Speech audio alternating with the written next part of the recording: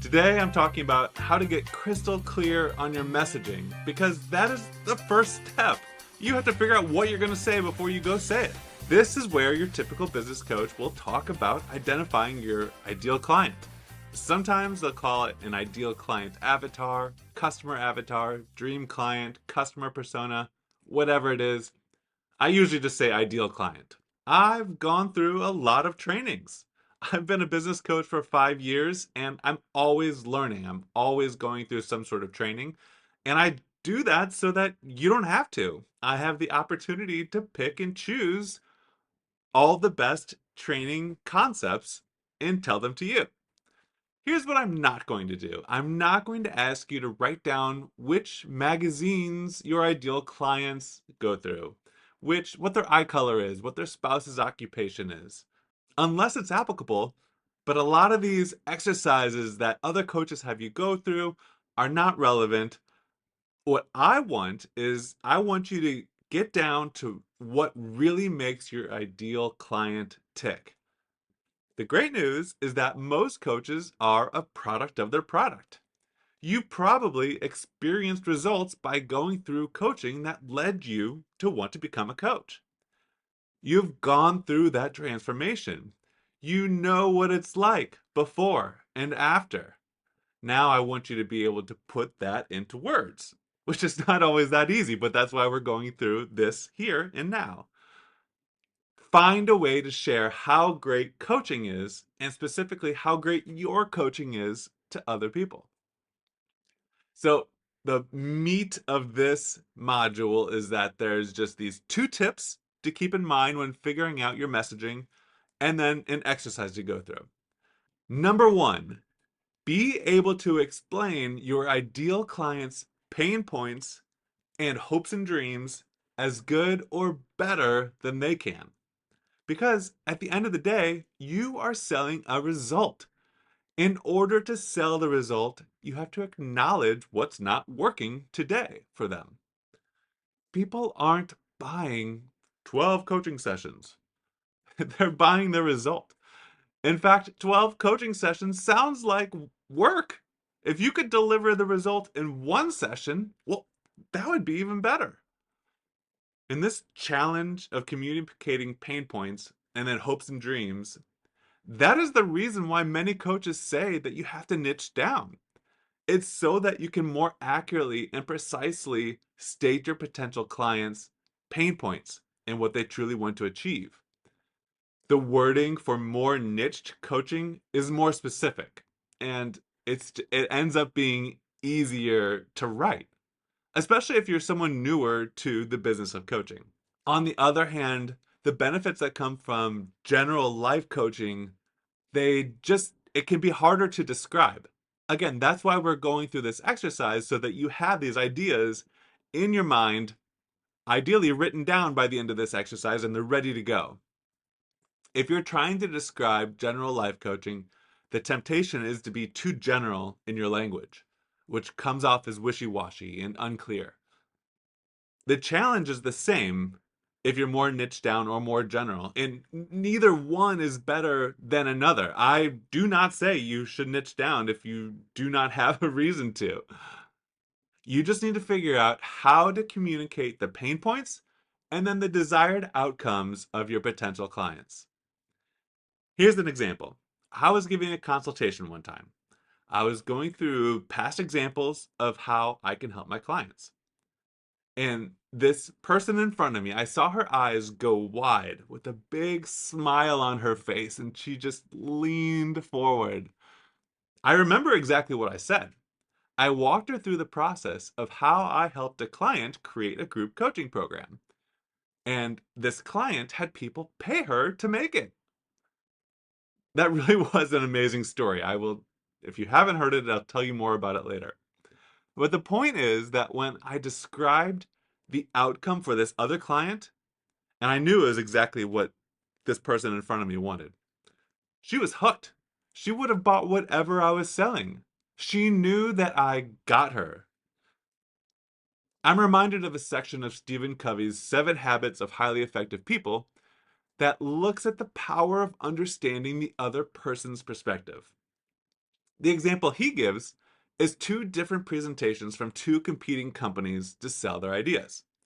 One presenter highlights all the reasons why his or her idea is so amazing, all the benefits of going with his or her idea. I mean, that's standard stuff. That's what most people would do. The other presenter spent 90% of the presentation showing all of the aspects of the potential client's goals, what they want, why that's important to them, and then they just briefly outlined how the presenter proposes to do that. The client in this story chose the second proposal. They believed that the presenter fully understood them, and whatever their idea to accomplish their goals was, this client believed it would work because the presenter had the right end goal in mind. It's the same in your coaching business. You can spend way more time than you think you need to showcasing that you understand the challenges that your potential clients face. It will show up first thing on your homepage. You have about 3 seconds for someone viewing your homepage to assess if you can help them or not. Showing that you understand the problem is the fastest way to do that. In your lead magnet, on the landing page or registration page, the first section should be about the challenges they face. You should mention it in your lead magnet. On your sales page, for something you sell, same thing. You have an opportunity every step of the way to show that you get it. Your ideal client is seen. Maybe you've been there, but you know exactly what they're going through. So when you're doing that, talk like they do. The biggest mistake that I see coaches make when trying to communicate pain points and hopes and dreams is using words or concepts that their potential clients don't don't understand, aren't quite ready to hear yet, doesn't click with them. Life coaches do amazing work. I'm talking about general life coaches, weight loss coaches, grief coaches, business coaches, digital course creators. I have a coach. I credit coaching to me building the business that I have today. Even with having all the right skills and knowing what to do, doesn't guarantee that you'll do it. But even though I know the amazing outcomes that coaching can elicit, I sometimes don't feel it when I'm reading some coaches' copy. And I get it. It's hard to explain what you do without venturing into jargon or words that you use every day. But most people don't. It feels very natural to use your words, but as soon as you know what a word means, and many others don't, that meets the definition of jargon. Don't use it. You'll lose your audience super quickly. Even if you're writing your 10th email of your nurture sequence, you've explained over and over what a particular specific concept is. Someone is reading that email who didn't read the 9 before it and is just going to get lost immediately. Don't use words or ideas that you wouldn't be able to explain to a 10-year-old. So here's the second idea. This is just two ideas. This is the second and last one. Explain how you can get them from where they are to where they want to be. And do it in the easiest, simplest, most manageable way possible. You've come so far in your own journey. You've learned so much. It's easy to overwhelm someone just starting out. All you need to do is this thing, that thing, XYZ, ABC. That's it. It doesn't sound like too much to you because you've done all those things. Well, if you do them over time, it's not overwhelming. But when you put them all into a list in front of someone who hasn't done it, it sounds like a lot. Break it down. You just need to do these three things. How about this module, for example? There's just these two ideas that you need to know, and then do an exercise, and you will get crystal clear on your messaging. That's it. Know these two things, do this one exercise, and you'll be clear. Because who wants to have to do even more work to get the result they want? If there was an option to get the result you're selling in one coaching session or zero, that's the option that would sell the most. For me, when I offer done for you services, I call it my show up and coach approach. For one of my clients, I have it set up that she just creates a long form piece of content each week and then shows up to coach clients, whether that's in consultations or coaching sessions. She does this one thing per week and then she shows up and coaches. Everything else is done for her. When I offer coaching, I walk life coaches through the process of creating the right offer and putting it in front of more people. That's it. You can and should include what makes you different from other coaches or alternative solutions that your ideal client might have. Remember that there is no one else in the world who has your background, your experience, and your coaching style. Your job is to figure out how to showcase all that. Tell people without overwhelming them or coming off as disingenuous. In the end, working with you is simple and it helps your ideal client to get what they want. Okay, those are my 2 points. Now it is time for the exercise. It pays off to have a fine tuned bullet point list of your ideal clients' pain points, hopes, and dreams, and how you get them from where they are to where they want to be.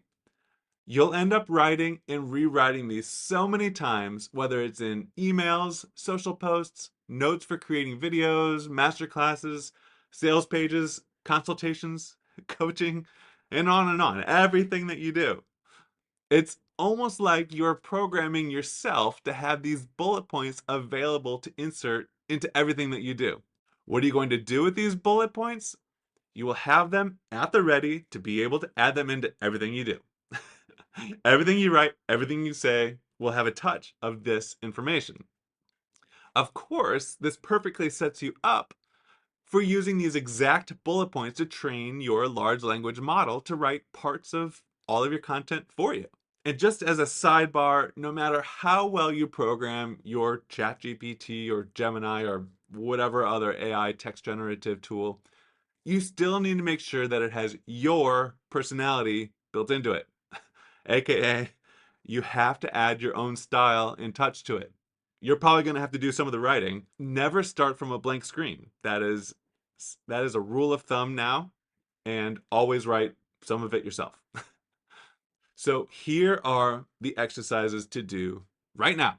Like, get a pencil and paper or type them out. Do that right now before you move on, before life pulls you in a different direction. For each of these, there's 3. For each of these, it's writing down 5 to 10 bullet points, 5 to 10 ideas, and you're going to asterisk or highlight the top 3 or so, whichever ones stand out as the most important. So number 1 is write out 5 to 10 pain points of your ideal client. I'm going to go through all of them, and then when the video's over, before you do anything else, write them out. Number 2 is write out 5 to 10 hopes and dreams of your ideal client. This is the desired outcome that your client will have after working with you. Number 3 is write 5 to 10 ways that you help your clients get their dreams. This is what is it about you, your experiences, your process that is so unique and that helps them get from where they are to where they want to be. You want to differentiate yourself from the competition. You want to pull from the pain points of the first 2 questions. Start with, I help you get from here, which is a bullet point in the first question, to here, which is a bullet point in the second question. And here's how I do it. That is it for today. If you're struggling putting these ideas into practice and getting your copywriting easy to write and your messaging crystal clear, I can help. After working together, you'll be able to quickly write and create content that accurately communicates how you get your ideal client from where they are to where they want to be. I have an offer on my website right now that helps with this exact problem. Go to bjbutler.com/74, and I'll talk to you next week.